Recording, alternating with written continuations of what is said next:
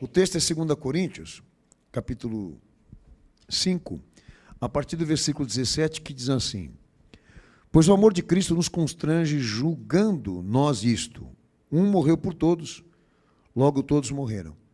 Ele morreu por todos para que os que vivam, não vivam mais para si mesmos, mas para aquele que por eles morreu e ressuscitou. Assim que nós, daqui por diante, a ninguém conhecemos segundo a carne, e se antes conhecemos Cristo segundo a carne, já agora não o conhecemos desse modo, e assim, se alguém está em Cristo, é nova criatura. As coisas antigas já se passaram, eis que fizeram novas as coisas. Na verdade, o Senhor me deu esse tema, não me deu esse versículo, mas, obviamente, esse versículo entra como outros aqui que eu vou colocar como referência para aquilo que o pastor, estou orientado pelo Senhor, a tratar. Antes de começar a entrar no mérito da questão do que se faz novo, porque Paulo ele usa uma expressão aqui, nova criatura, que não se traduz pelas coisas, mas pelo homem. Mas o pastor vai entrar nesse mérito daqui a pouco. E antes de compreender e entender o que Jesus faz novo, vocês sabem que a preocupação doutrinária que nós temos aqui, a respeito daquilo que se cumpriu em Jesus e o que se propõe por meio dele, é o temor. Porque a salvação que Jesus pregou e cumpriu, define que ela não vem para o homem por meio de imposição moral ou exaltação moral. E eu falo da parte do homem. Tá? Ela não vai ser tomada pela força, nem por justiça humana. Ela vem mediante fé, que quer dizer mediante reconhecimento. Estou entendendo que a salvação que ele cumpriu e deu à humanidade o direito de acessar, mediante expiação e obra da vida dele e do corpo dele, entendendo que vem por meio de reconhecimento e não imposição. Então, qual é a lógica?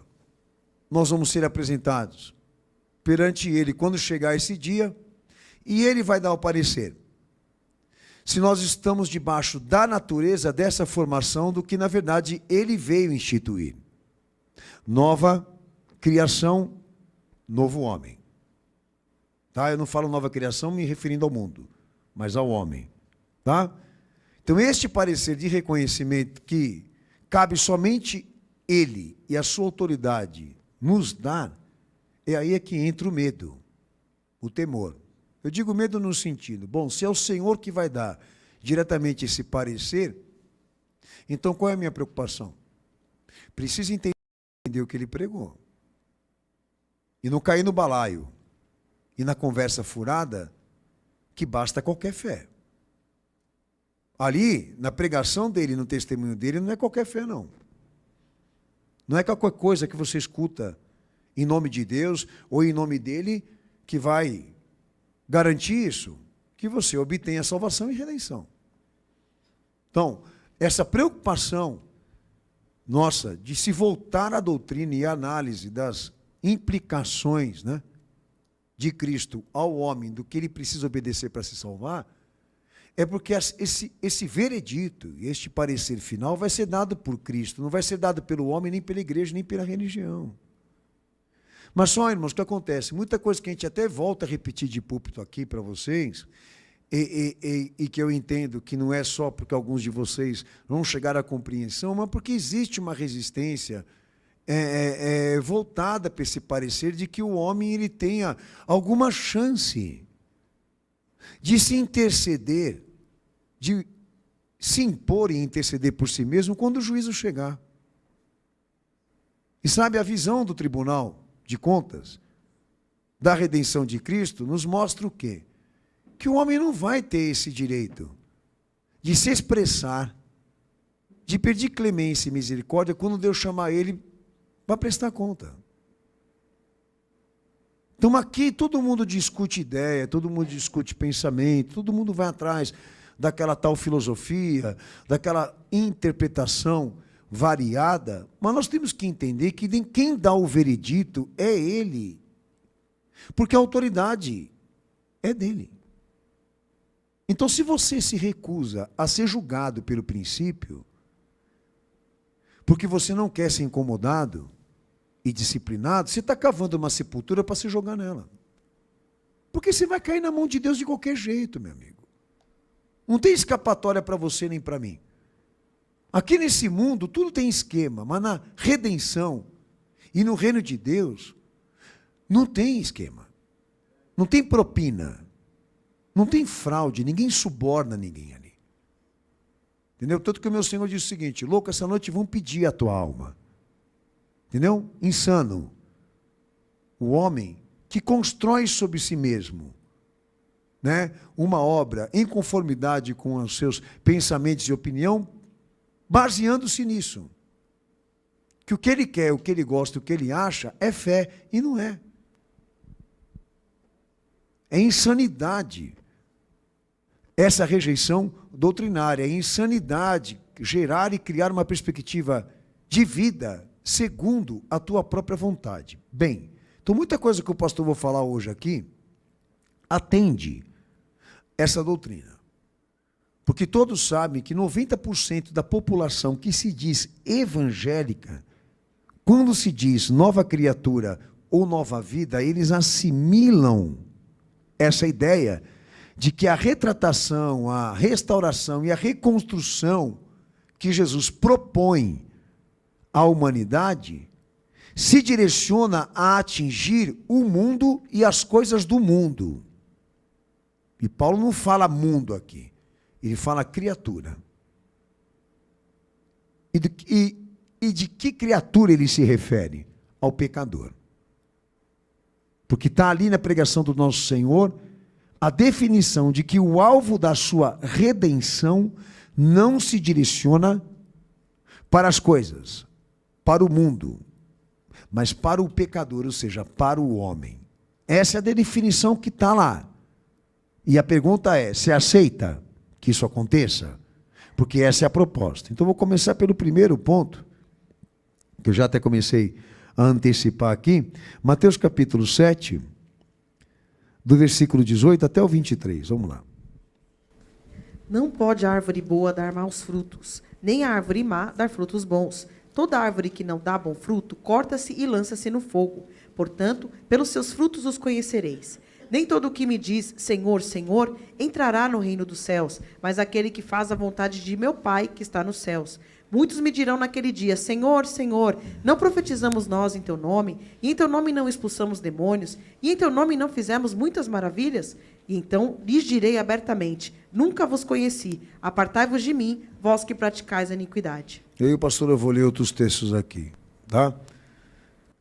Primeiro detalhe importante: quando nós passamos a falar sobre redenção, que esse é o parecer messiânico ali em Jesus, restauração ali da parte de Cristo no homem, se direciona para o interior do homem, para aquilo que está dentro dele, como natureza, não para fora daquilo que está nele. O objetivo de Cristo é atingir o homem na sua essência, na sua natureza. E esta restauração se volta para dentro do homem, não fora do homem. Então os frutos aí representam exatamente o quê? Aquilo que o homem está exteriorizando, jogando para fora, que surge da sua natureza, que surge daquilo que ele é, daquilo que está dentro dele. Que não é uma coisa muito difícil para você chegar na conclusão no que diz respeito ao evangelho que Jesus pregou, não. Agora, pastor, qual é o parecer de Cristo em relação ao homem? Que a origem do problema, do que diz respeito ao homem e humanidade, está dentro do homem. A implicação é que a natureza dele, e natureza pecaminosa, e natureza comprometida, seja trocada. A retratação se volta para o interior dele. É uma perfuração que Jesus faz no homem para tirar o que está dentro dele, que impede ele com Deus, para colocar o quê? O novo. Então não se volta para aquilo que está fora, se volta para aquilo que está dentro, para o interior. E aí a gente passa a ter um problema. Por quê? Porque a gente vive de uma sociedade, inclusive religiosa, que vive do que está fora, mas não se preocupa com aquilo que está dentro. Principalmente religião, onde praticamente 99% da doutrina se baseia nisso, em formalidades. Então aqui a gente começa a trazer, né, uma realidade no evangelho que Jesus pregou, de foco, de objetivo, que quando a gente entra aqui para uma experiência com ele, é cirurgia. O tratamento é interno. A perfuração é feita. E a busca pela troca dessa natureza é o objetivo dele como Messias e como Salvador. É o coração novo, é o pensamento novo, são conceitos, são julgamentos que precisam ser retratados e reformados, inclusive capacidade de natureza, de fornecer, de expressar coisas que sejam legítimas para Deus. Mas vamos lá, mais textos aqui. Mateus capítulo 15, versículo 18 ao 20. Mas o que sai da boca procede do coração, e isso contamina o homem. Porque do coração procedem os maus pensamentos, as mortes, adultérios, fornicação, furtos, falsos testemunhos e blasfêmias. São estas coisas que contaminam o homem, mas comer sem lavar as mãos, isso não contamina o homem. Amém? Daí muitas perguntas chegam nesse ponto. Ô pastor, esse coração aí que Jesus ele fala sobre ele, se trata do coração biológico? Não, não é o coração biológico. É a essência do homem. É a sua natureza, é a sua essência, é a sua personalidade, é o seu caráter, é a sua formação. É o que ele ama, é o que ele deseja, é o que ele anseia. É um coração espiritual, não é um coração biológico. Certo? Ele está falando disso aí. Então a igreja assume esse interesse de, quando invocá-lo, ter esse objetivo dele, de se voltar para aquilo que está dentro e não para aquilo que está fora. Como disse mesmo meu Senhor, se você quer lavar alguma coisa perante Deus que está errado na tua vida, lave por dentro, não por fora. Porque de adianta você lavar o copo por fora se dentro está sujo. Então lava dentro, que fora fica limpo. Ele deu a doutrina. Ele já deu a definição teológica e doutrinária de que tipo de redenção que ele veio cumprir e, obviamente, trazer por ordenança à igreja para que seja pregado, para que seja ensinado. Romanos 7, versos 18 ao 23. Porque eu sei que em mim, isto é, na minha carne, não habita bem algum. E com efeito, o querer está em mim, mas não consigo realizar o bem. Porque não faço o bem que quero, mas o mal que não quero, esse faço. Ora, se eu faço o que não quero, já o não faço eu, mas o pecado que habita em mim. Acho então esta lei em mim, que quando eu quero fazer o bem, o mal está comigo.